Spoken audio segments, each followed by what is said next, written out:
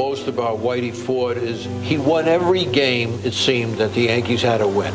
And he was the pitcher on the mound in every game that they had to win. Edward Charles Whitey Ford, the Yankees' chairman of the board, was without question one of the greatest pitchers of all time. Whitey's undoubtedly the greatest pitcher the franchise ever had. If there was one game to win, the guy he wanted on the mound was Whitey Ford. Ford pitched on 11 pennant-winning Yankee teams, won 10 World Series games, and compiled the highest winning percentage of any hurler with more than 200 career victories. One of the great clutch performers of all time. Eddie Ford was born on October 21st, 1928. I was born on East 66th Street in New York City, but we left when I was about 6 or 7 years old. We moved over to Astoria, Long Island, where I really grew up. Teamed with his neighborhood friends, a young Ford began playing stickball, and his love for baseball blossomed, and so too did his love for the Yankees. When I was 11 years old, I went to Yankee Stadium for the first time and sat in the bleachers. And I think it was last year of Lou Gehrig, and I saw DiMaggio play. He was my idol. In high school, he joined the 34th Avenue Boys, an amateur team in Queens. When the team was invited to play in the Hearst Sandlot Classic, Ford was spotted by Chief Yankee scout Paul Critchell. And our team ended up winning the New York City Sandlot Championship in a game at the Polo Grounds. I had pitched 11 innings, and I pitched pretty good. There was about 3 or 4 teams wanted to sign me. The Yankees offered me $7,000, which I thought was, more money than there was in the whole world. And I would have signed with them anyhow because they were always my team. Ford opened the 1950 season with Kansas City, the Yankees' top farm club.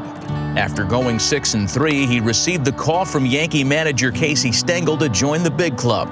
9-1, a 21-year-old rookie coming out of the minor leagues in a tough pennant race like that. That season culminated in a Yankees sweep over the Phillies in the World Series. Whitey pitched the deciding 4th game and would have had a shutout if not for Gene Woodling's misplayed fly ball in left field in the 9th inning.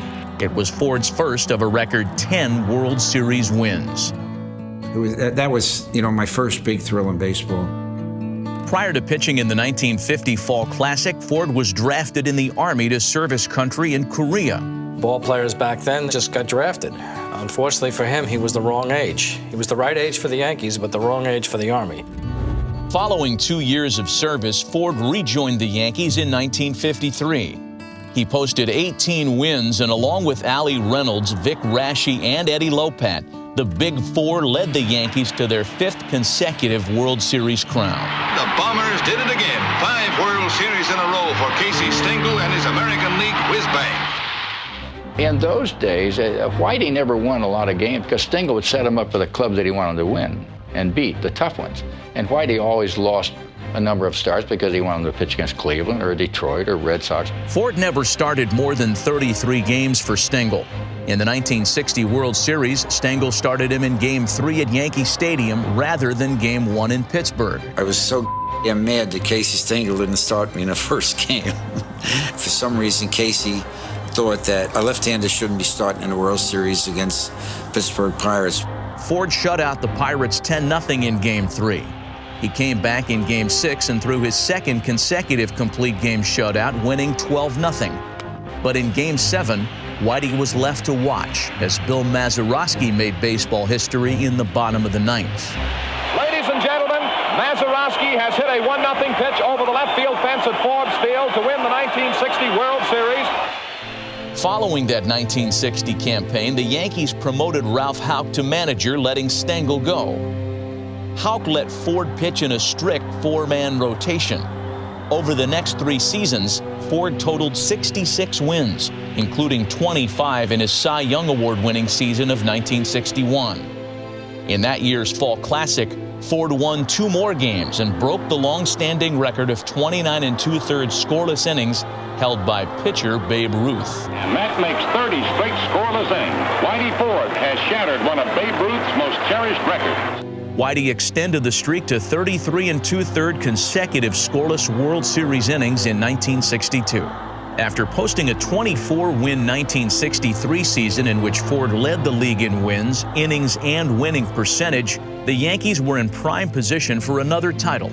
All that stood in the way was Sandy Koufax and the Los Angeles Dodgers. This was something we were all looking forward to. Whitey Ford against Sandy Koufax. The best against the best. The Dodgers got to Ford early and Koufax threw a complete game. They met again in Game 4, and even though Whitey threw 7 innings of 2-hit ball, Koufax outpitched him again, leading the Dodgers to a 4-game sweep over the Yankees.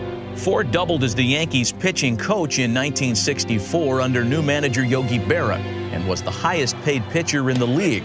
But in 1965, he relinquished the coaching chores when Johnny Keane replaced Berra as Yankee skipper. In 1966, Ford had shoulder injuries which finished him for the season. He returned in '67, but in his 7th start of the season, Ford lasted just 1 inning and knew it was time. I threw 1 inning, got the 3 batters out.